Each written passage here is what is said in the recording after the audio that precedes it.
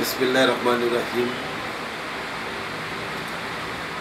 দেশে প্রবাসে বিশ্বের বিভিন্ন প্রান্তরে বাংলা ভাষাভাষী সকলের প্রতি রইল আমার পক্ষ থেকে ধন্যবাদ। এবং মা টিভির মাধ্যমে যারা দেখছেন, শুনবেন, পরবর্তী যারা দেখবেন, তো সবাই শেয়ার করবেন। প্রিয় ভিউয়ার্স, আমরা বাংলাদেশ থেকে একজন বাংলাদেশের নাগরিক মুসলমান হিসেবে দুটি কথা বলতে চাই। তা হচ্ছে যে আপনারা জানেন, দীর্ঘদিন থেকে এই যে প্যালেস্টাইনের নাগরিকদের উপর ইসরায়েলের ফ্যাসিস্ট হামলা এবং কিভাবে তাদেরকে গণহত্যা চালিয়েছে আপনারা জানেন।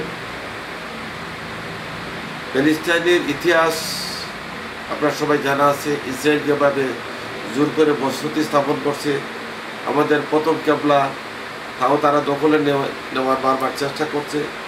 সাম্প্রতিককালে এই প্যালেস্টাইনকে আপনারা দেখছেন শত শত প্যালেস্টাইন নাগরিককে তারা হত্যা করেছে, তাদের বসতঘর গড়িয়ে দিয়েছে বিভিন্ন ধরনের আমেরিকার সহযোগিতায়। এবং তারা অনেকেই আইস বাসস্থান নাই, বাড়ি নাই, ঘর নাই, খাবার নাই, কিচ্ছু নাই। বিভিন্ন ধরনের রোজা ঈদ তাদের জীবনে আসে, কিন্তু তারা পরিপূর্ণভাবে তা এটা পালন করতে পারতেছে না, উপভোগ করতে পারতেছে না। ইতিমধ্যে গত রবিবার সকাল 6:35 ব্যালিস্টিক ক্ষেপণাস্ত্র আক্রমণ হামলা চালিয়েছে ইয়েমেনি গেরিলা যোদ্ধারা, হুথি যোদ্ধারা। এরা ভূমি থেকে ভূমি ক্ষেপণাস্ত্র, সেই ক্ষেত্রে অনেকগুলা ক্ষেপণাস্ত্র তারা নিক্ষেপ করেছে ইসরায়েলের বিভিন্ন এলাকায়। ইসরায়েল রাষ্ট্রের বিভিন্ন বসতি স্থাপন বিভিন্ন জায়গায় গেছে। এতে অনেক ক্ষয়ক্ষতি হয়েছে। যেহেতু ইসরায়েল এটা অস্বীকার করেছে, প্রকৃত অবস্থায় তাদের ক্ষয়ক্ষতি হয়েছে। এবং আপনারা জানেন, এখানে ইরান, জর্ডান সহ আশেপাশে আরব রাষ্ট্ররা মোটামুটিভাবে প্যালেস্টাইনকে সহযোগিতা করে যাচ্ছে, অর্থনৈতিক সহযোগিতা করে যাচ্ছে। আমরা চাই যে আমাদের ন্যায্য, অর্থাৎ মুসলমানদের প্রথম খাবার বাইতুল মুকাদ্দাস যেন মুসলমানদের দখলে থাকে, এখানে যেন কোনো ক্রমে খ্রিস্টানরা প্রবেশ না করতে পারে। আর আরেকটা হচ্ছে, যারা নিরীহ প্যালেস্টাইনদের উপর নির্মমভাবে হত্যাযজ্ঞ চালাচ্ছে, তাদের বসত বাড়ি গড়িয়ে দিয়েছে, আমরা যেন বিশ্বজুড়ে জনমত তৈরি করতে পারি। এবং বাংলাদেশের সরকারকে আমরা আহ্বান জানাবো যেন মেডিকেল সাপোর্ট সহ অন্য সাপোর্ট দিয়ে আমরা পেলে আমাদের ভাই মুসলমান হিসেবে আমাদের ভাই, তাদের পাশে যেন আমরা থাকতে পারি। যেভাবে ইসরায়েলের একটার পর একটা ইসরায়েলের প্রতি বিভিন্ন দেশ থেকে মিসাইল, রকেট নিক্ষেপ করছে, তারা এটাকে প্রতিরোধ বা করতে পারে নাই, এটা তাদের ব্যর্থতা। আমরা দোয়া করি আল্লাহ পাক যেন আমাদের এই মজলুম প্যালেস্টাইনি ভাইদেরকে আল্লাহ রক্ষা করে এবং বিশ্বের সকল মুসলমান যেন তাদের প্রতি এগিয়ে আসে, তাদেরকে সমরাস্ত্র সহ বিভিন্ন সাহায্য সহায়তা যেন অব্যাহত রাখে।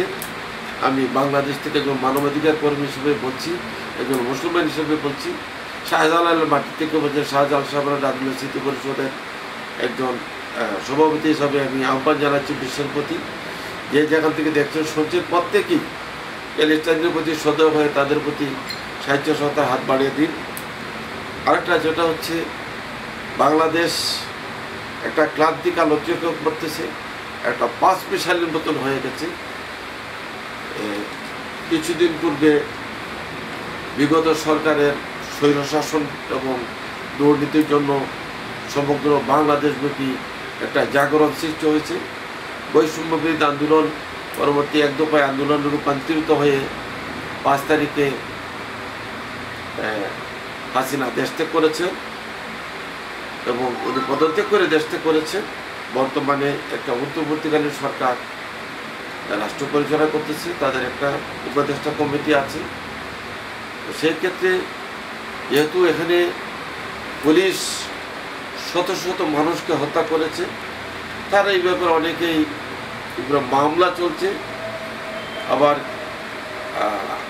1000-এর মতন তারা অনুপস্থিত, তাদের কর্মস্থল থেকে অনুপস্থিত, তাদেরকে আইনগত ব্যবস্থা নেওয়া অবশ্যই মনে করি।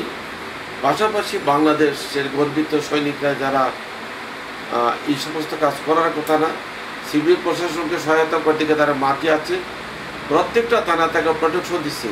তারপরেও পুলিশ ইচ্ছাকৃতভাবে অনেকগুলা কার্য থেকে তারা বিরত থাকছে। জরুরি কন্ট্রোল তারা ধরে না, কন্ট্রোল ধরে না, এবং জরুরি কোনো কাজকে তারা তাদের থেকে সহায়তা পাওয়া যাচ্ছে না। থানায় যথেষ্ট ফোর্স আছে, এখানে তাদেরকে সিকিউর করার জন্য বাংলাদেশ সেনাবাহিনী মাঠে আছে।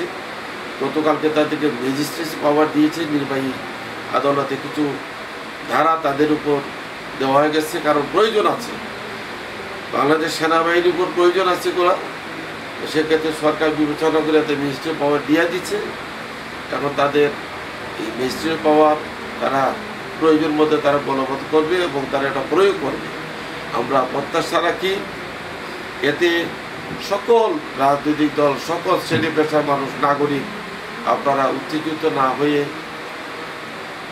সর্বাত্মকভাবে বর্তমান সরকারকে সহযোগিতা করুন এবং একটা স্বনির্ভর বাংলাদেশ করার, একটা সুশৃঙ্খল ডিসিপ্লিন একটা দেশ করার আপনারা সহায়তা করুন। এবং আপনারা জানেন ব্যাংকের কী অবস্থা, এসআলএম গ্রুপ সব বিভিন্ন রাগুকবাল সৃষ্টি করতেছে বর্তমান সরকার, সৃষ্টি করে দেশটাকে একটা অরাজকতার মধ্যে পালাই দিচ্ছে।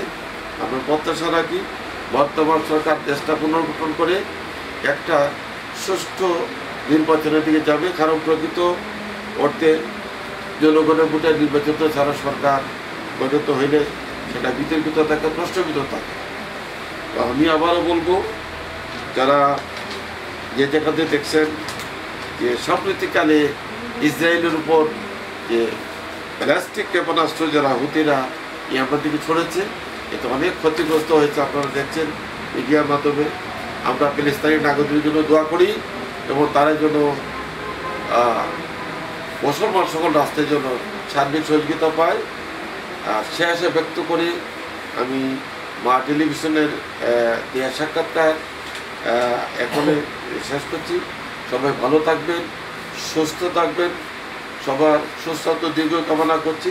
বিশেষ করে বাংলাদেশ সেনাবাহিনীর গর্বিত সৈনিকরা যারা বিরামহীনভাবে বাংলার জনপথে আছে, শহরের বন্দরে আছে, তারা মানুষের কল্যাণে কাজ করে যাচ্ছে। আপনারা সবাই দোয়া করবেন এবং সেনাবাহিনীকে বেশি বেশি সাপোর্ট দেবেন। এই জন্য যে আমি এই সেনাবাহিনীর এই অর্গানাইজেশনের একজন গর্বিত সৈনিক, আমি আপনারা জানেন আমি একজন মানবাধিক কর্মীও বটে। তো সেই ক্ষেত্রে আমরা ন্যায়সঙ্গতভাবে আমরা দেশ পরিচালনায় বর্তমান সরকারের সেনাবাহিনীকে আমরা সর্বাত্মক সহযোগিতা এবং সমর্থন রাখি। সবাইকে অসংখ্য ধন্যবাদ, কৃতজ্ঞতা জানিয়ে বক্তব্য শেষ করে সবাই ভালো থাকবেন, সুস্থ থাকবেন, সুন্দর থাকবেন। আসসালামু আলাইকুম রহমতুল্লাহি ওয়া বারাকাতুহু।